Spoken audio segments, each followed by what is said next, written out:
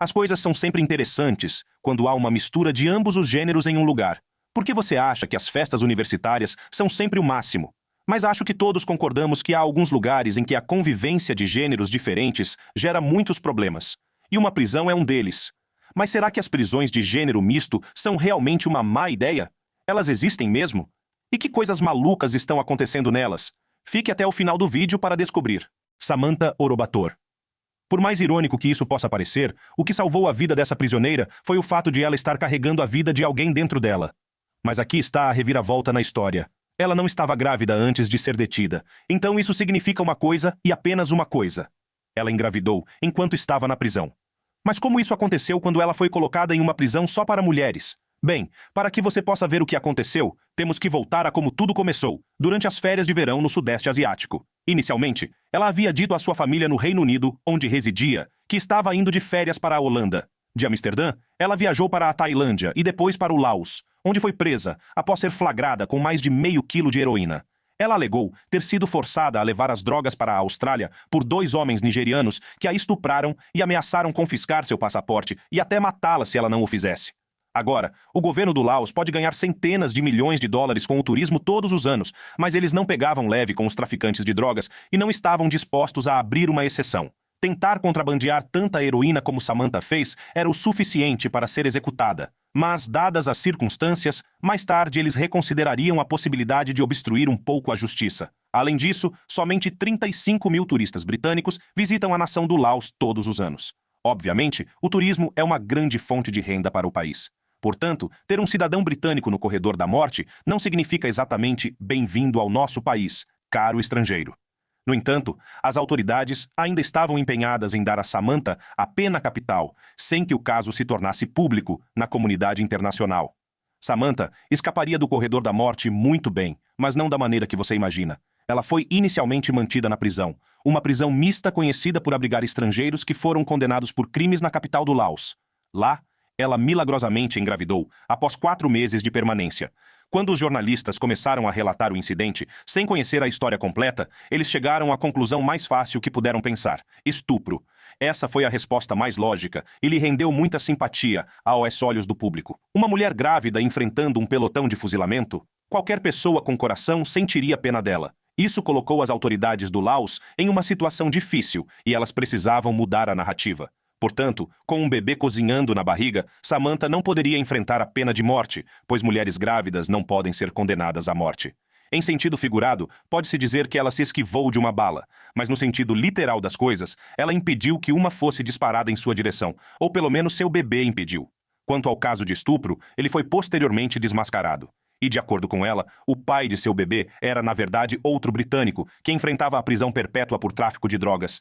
Mas esse não é o caso de encontrar o amor em um lugar sem esperança. No que diz respeito a ela não teve intimidade com Watson. O homem apenas doou seu esperma, que ela injetou em seu organismo. E como prova, uma seringa foi encontrada nos pertences dela, sugerindo que ela engravidou deliberadamente por inseminação artificial. A única maneira de salvar sua vida era criando uma. Era o único movimento que ela tinha em seu arsenal e tinha valido a pena. Eles estavam felizes por motivos diferentes. Quanto a ela havia ganhado tempo para si mesma.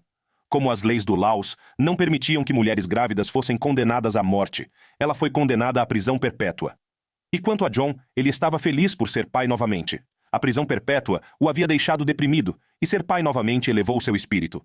Com a ajuda das autoridades britânicas, ela foi transferida para o Reino Unido, onde atualmente está cumprindo sua pena na prisão no norte de Londres. A história dela é uma loucura, mas o próximo conto poderia ser facilmente confundido com uma versão moderna de Bonnie e Clyde. Carrie e Kay Danes. Antes de o caso de Samantha se tornar viral, 2 pombinhos colocaram o país do Laos e seus estrangeiros criminosos no noticiário mundial. Ela havia tirado uma licença prolongada, sem remuneração do exército australiano, após mais de 2 décadas de serviço. Ele trabalhava como gerente, junto com sua esposa, uma empresa de segurança privada cuja clientela incluía a maior mina de safira do país, que viria a ser o motivo de seu destino ruim. Quando os proprietários originais da empresa de mineração fugiram do país para a Tailândia, nomearam ele e sua esposa como supervisores da empresa. O casal provavelmente deveria ter percebido que nem tudo estava bem, mas em vez disso, viram isso como uma oportunidade de administrar a empresa de mineração, seguindo o conselho do advogado dele. Eles não sabiam que os proprietários já estavam devendo muito dinheiro a seus investidores, E pior, já estavam na lista negra do governo. Ele chegou a acusar o governo de corrupção e ganância. Mas apesar de logo perceber seu erro, as coisas estavam prestes a ficar ainda piores para ele e sua esposa. 2 meses depois, ele foi preso por exportar safiras que o governo do Laos havia considerado ilegais para a empresa Gen Mining Lao, no ano anterior. No mesmo dia, ela tentou fugir do país a pé com seus filhos, mas foi detida pela polícia na fronteira entre o Laos e a Tailândia. Esse estava longe de ser o Natal que os dinamarqueses haviam planejado. Seus 2 filhos foram mandados de volta para a Austrália, mas eles permaneceram detidos por meses em condições que prejudicaram não apenas a si mesmos, mas também seu casamento. Casais casados passam muito tempo em muitos lugares, em férias, em casa com a família, e alguns até compartilham o local de trabalho. Mas para esses 2, a prisão era o lugar onde eles não passariam o melhor tempo juntos. E adivinhe para qual prisão eles foram enviados? Sim, a prisão, a mesma de Samantha alguns anos depois. Eles podem ser marido e mulher, que serviram em uma prisão mista. Mas lá, eles não eram tratados assim. A comunicação era proibida, o que significava que eles só podiam falar com os olhos e compartilhar alguns sussurros secretos. Você consegue imaginar não poder interagir livremente com alguém com quem você está legalmente casado? E para piorar a situação, a interação restrita não era o maior problema que eles estavam enfrentando. As condições de vida eram ruins, as necessidades alimentares mal eram atendidas e os prisioneiros, como era de se esperar, geralmente sofriam deterioração psicológica, além de tortura física. A pior parte de tudo isso foi que eles ficaram detidos por quase 1 ano antes de serem julgados e condenados a 7 anos de prisão por desvio de fundos, destruição de provas e sonegação de impostos. Também lhes foi solicitado o pagamento de 1 milhão. Mas, por cortesia do governo australiano, o casal não passou nem mesmo 1 ano na prisão. O primeiro-ministro australiano na época estava convencido, além de qualquer dúvida razoável, de que seus parentes eram inocentes. Por isso, ele entrou pessoalmente em diálogo direto com o governo do Laos. Com a devolução de suas propriedades confiscadas, os dinamarqueses logo teriam suas vidas de volta aos trilhos.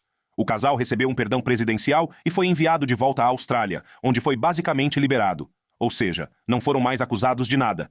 Ele voltou a trabalhar no exército antes de se aposentar definitivamente. E, embora tivessem liberdade para retornar ao Laos, não há dúvida de que eles gostariam de voltar tão cedo, pois levaram um bom tempo para superar o que passaram. Ela até afirma que, embora não estejam mais naquela prisão, ela ainda sente que não saiu de lá. O estresse pós-traumático tem sido pesado em seu estado mental. No entanto, ela transformou suas lutas em um bom curso e começou a fazer campanha contra as condições adversas notórias nas prisões asiáticas, como a prisão.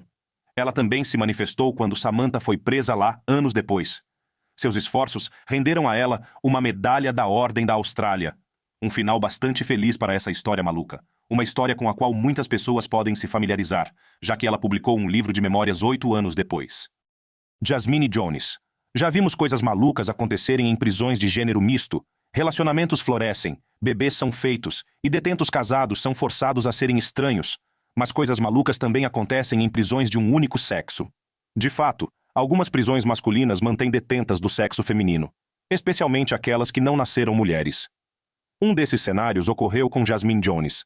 Ela teve uma vida difícil, especialmente em sua luta para que o mundo aceitasse sua identidade. Sua mãe a expulsou de casa quando ela se assumiu homossexual e após sua transição para o sexo feminino, o mundo ainda se recusava a vê-la como a mulher que ela considerava. Então, ela fez um melhor amigo em comum, as ruas. As ruas foram minhas melhores amigas. Foi lá que aprendi a me tornar quem sou hoje. Isso foi o que ela disse à CNN.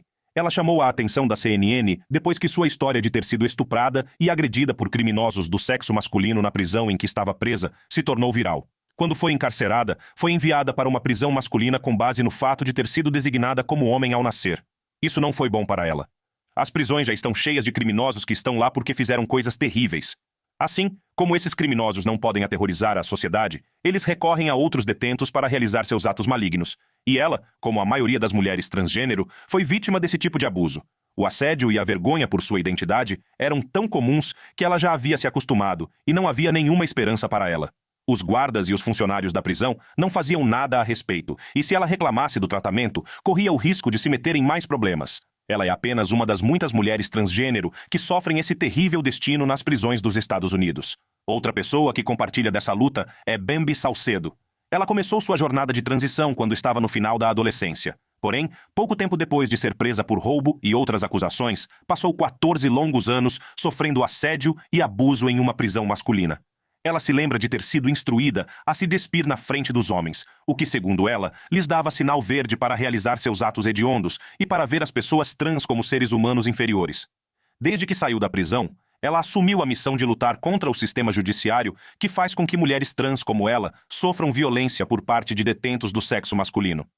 Esse é um dos motivos pelos quais muitas pessoas se manifestaram para contar suas histórias e porque as ações legislativas estão começando a tomar forma. A NBC News informou que havia mais de 4.000 presos transgêneros nos Estados Unidos, mas apenas 15 casos puderam ser confirmados de prisioneiros mantidos de acordo com o gênero com o qual se identificam. Isso representa menos de 1%. O estado do Texas tem a maior população carcerária do país e todos os mais de 900 presos transgêneros são mantidos em prisões de acordo com o gênero que lhes foi atribuído no nascimento. Que implicações isso teve em seu bem-estar? Bem, 35% dos presos transgêneros relataram ter sido abusados sexualmente. Isso apenas levanta a questão de quantos casos mais existem que simplesmente não são relatados? Porque, por mais louco que pareça, os presos transgêneros sofrem reações negativas por denunciarem abusos, mas felizmente os sobreviventes estão se manifestando em voz alta contra isso. Jasmine foi libertada em maio de 2020 e foi libertada após 14 anos. Desde então, eles têm estado na linha de frente, lutando contra o tratamento inadequado de mulheres transgêneros. Jasmine trabalha como assistente jurídica em um projeto de justiça em São Francisco para pessoas transgênero. Bambi, por outro lado, é CEO e presidente de uma organização que visa a melhorar a vida dos indivíduos trans no país. Eles decidiram lutar contra o sistema que os oprimia, mas nem sempre é fácil para as vítimas revidarem. Jenny Swift era uma mulher trans de 49 anos que passou apenas 2 meses em uma prisão só para homens em Doncaster. Não que ela tenha cumprido sua sentença, mas porque decidiu acabar com sua vida. Era uma ex-militar britânica de Liverpool. Sua vida viraria de cabeça para baixo em 2016, depois que ela esfaqueou Eric, de 26 anos, que morreu 1 mês depois no hospital. Ela foi acusada de assassinato e foi mantida na prisão exclusiva para homens, enquanto aguardava o julgamento no tribunal. Como ainda estava recebendo hormônios femininos para sua transição, ela pediu para receber medicamentos para esse fim, mas as autoridades prisionais recusaram. Da mesma forma que recusaram seu pedido de transferência para uma prisão feminina ou mesmo para uma cela anexa com pessoas trans como ela. Isso a deixou triste, e como não estava tomando os medicamentos a que estava acostumada há 3 anos, ela começou a apresentar sintomas de abstinência, como tremores nas pernas, depressão e apatia. Além disso, ela sofreu abuso verbal de outras detentas, e até mesmo os funcionários da prisão se juntaram à provocação, chamando-a de senhor. Mas ela tentou reagir, chegando ao ponto de entrar nua na prisão e se recusar a vestir roupas masculinas em solidariedade à sua posição. Talvez a batalha mais brutal que ela enfrentou foi não tomar a medicação. Isso provou ser muito destrutivo para ela, tanto física quanto mentalmente, pois ela descrevia a sensação desagradável de sentir o aumento da testosterona em seu corpo.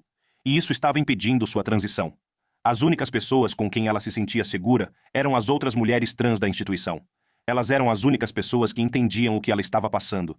Mas apesar desse pouco apoio, ela só conseguiu passar 5 semanas em prisão preventiva, pois em uma manhã fatídica foi encontrada morta em sua cela. Ao que tudo indica, ela havia se enforcado. Isso gerou alarme, pois esse foi o 3º suicídio de um detento transgênero em menos de 2 anos.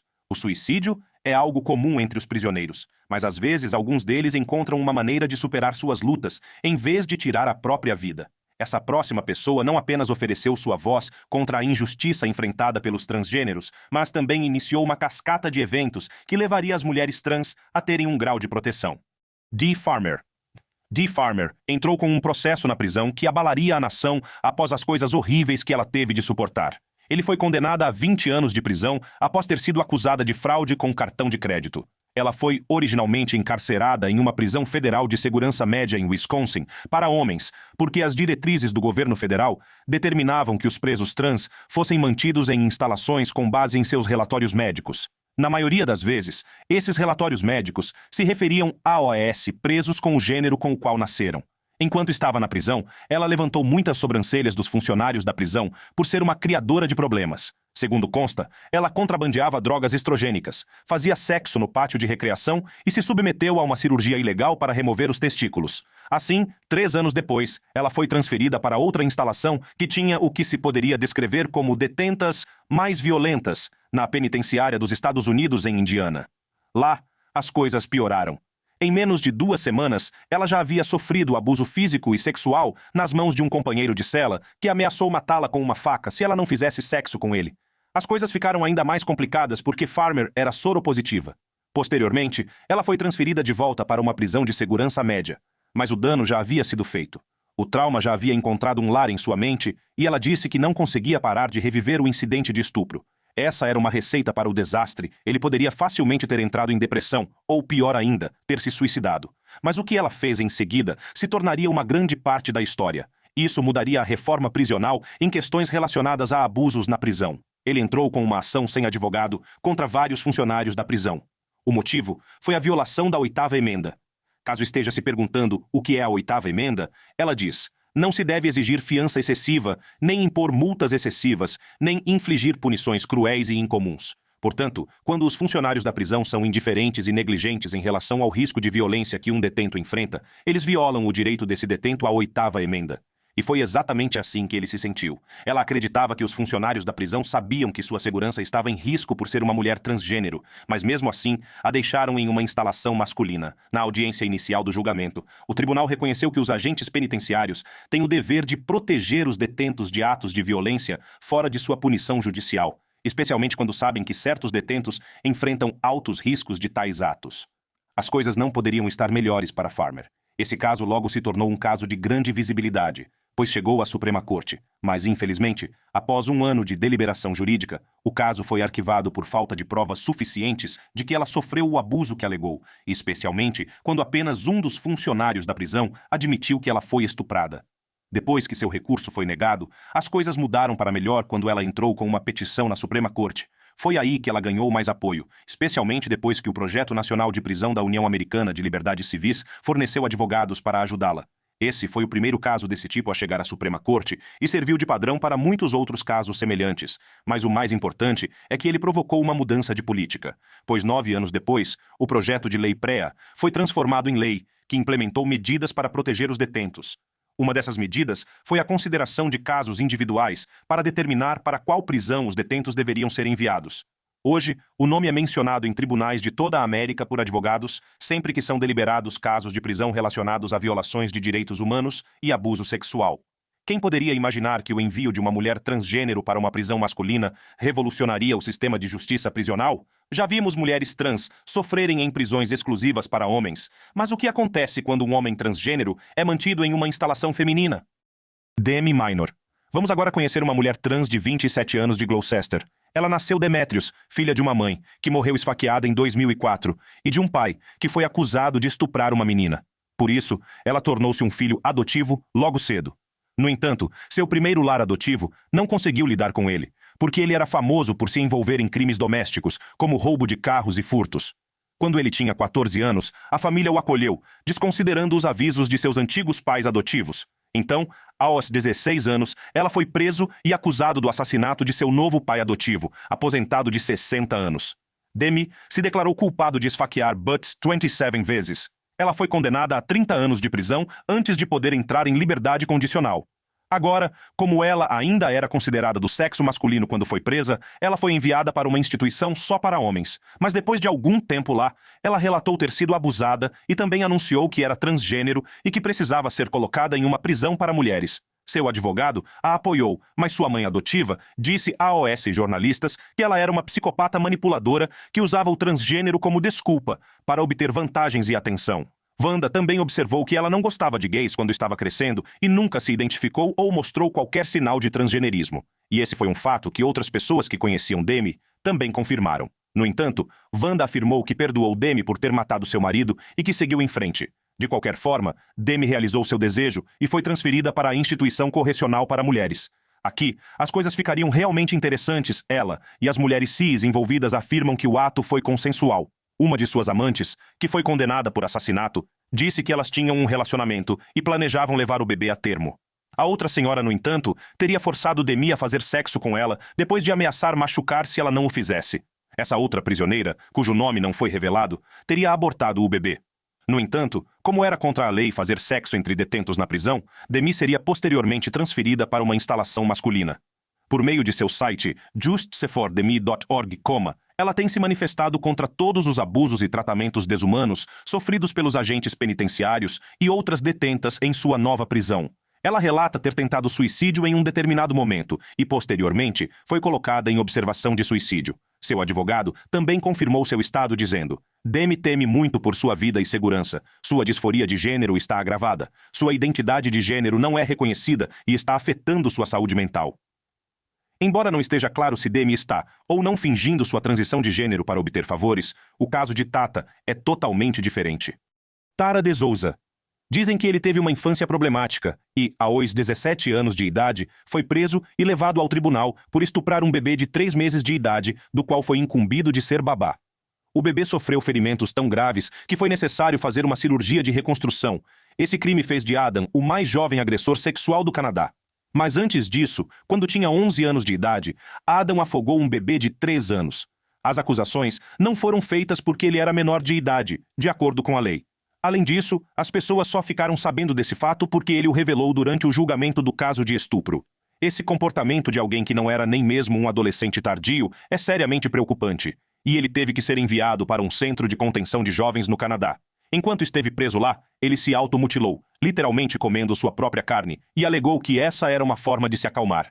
O doutor que trabalhou lá como psiquiatra disse à Suprema Corte da Colômbia Britânica, entre outras coisas, ele disse que não estava planejando uma vida de crimes, mas sentiu que não tinha como controlar a enxurrada de fantasias violentas e assassinas. Ele também acrescentou: com o histórico e a gravidade dos crimes do senhor, é difícil dizer quanto tempo duraria seu tratamento. Ele não é um agressor sexual comum. Eu diria que seria um período muito longo, possivelmente anos. Eu ficaria muito preocupado se soubesse que seria solto na comunidade em um futuro próximo. De qualquer forma, durante a pena de Adam, ele começou a se identificar como mulher e mudou seu nome para Tara. Ela também revelou que fez cirurgias para esse fim, e como as mulheres trans geralmente pedem para serem colocadas em prisões femininas, ela fez o mesmo e conseguiu seu desejo. Posteriormente, ela foi transferida. Lá tem várias infraestruturas, incluindo uma instalação onde as mães podem viver com seus filhos e interagir de forma saudável com outras detentas. Dado o histórico dela, as presidiárias mães se sentiam inseguras quando ela estava perto delas e de seus filhos. Mas sua presença era a coisa menos enervante. Segundo relatos, ela também lhes dá vozes inapropriadas e testemunhas oculares dizem que ela foi flagrada em várias ocasiões olhando para as crianças de uma forma que não demonstra suas boas intenções. Mas os relatórios dizem que há mais. Há também relatos de que ela se prostituía e abusava de outras detentas. Em seu perfil, ela se descreve como alguém que foi abusada quando criança e achou que era a melhor coisa a fazer. Agora que sabe mais, ela mudou e quer alguém que não a julgue, mas que seja uma boa amiga, e talvez até mais do que uma amiga. No entanto, sua apelação para a liberdade condicional foi negada com base em uma avaliação psiquiátrica reprovada. O resultado da avaliação destacou que ela tinha problemas para controlar suas emoções, era desrespeitosa, usava drogas e ainda era uma ameaça em potencial para a sociedade. Jania Monroe, uma detenta trans de 43 anos que estava intoxicada com álcool, foi pega fazendo sexo com um detento mais jovem. Foram 2 crimes em um. O primeiro foi o consumo de álcool e o segundo foi o sexo entre presos. Esse incidente ocorreu num centro correcional de administração privada. Os agentes não saberiam o que estava acontecendo se outros prisioneiros não tivessem relatado o fato. A polícia não foi envolvida porque os funcionários da prisão queriam conter o problema. No entanto, todos estavam falando sobre o assunto, apesar dos esforços para não deixar a notícia se espalhar. É bastante liberal na maneira como lida com seus detentos. Talvez tenha sido isso que levou a esse incidente em primeiro lugar. Como era de se esperar, a mulher trans, que estava cumprindo pena por assassinato, foi retirada da prisão e transferida. A diferença é que a instalação tem sua própria ala de transgêneros. Mas há também a história polêmica que teria sido agredida e depois acusada de agressão. Ela era conhecida anteriormente como Andre Patterson. Ela foi condenada por crimes que variam de assassinatos em 2º grau a tentativas de incêndio criminoso e agressão agravada. Inicialmente, ela foi colocada numa prisão masculina, mas depois de se queixar de tentativa de suicídio e automutilação, devido ao trauma que enfrentou por ter sido abusada sexual e fisicamente por detentos do sexo masculino, ela pediu para ser transferida. Ela alegou que até mesmo os funcionários da prisão a estavam assediando, afirmando: "Fui agredida sexualmente em todas as prisões masculinas em que me colocou, inclusive por funcionários. É hora de reconhecer meu gênero e assumir a responsabilidade de me manter segura. Enquanto eu estiver em uma prisão masculina, nunca poderá me proteger de agressões sexuais." Ela estava se referindo ao Departamento de Correções de Illinois em sua declaração, e seus advogados também apoiaram sua reivindicação. e entraram com uma ação judicial em seu nome contra o local. Sua transferência foi concedida. Mas depois de um tempo lá, sua história mudou completamente.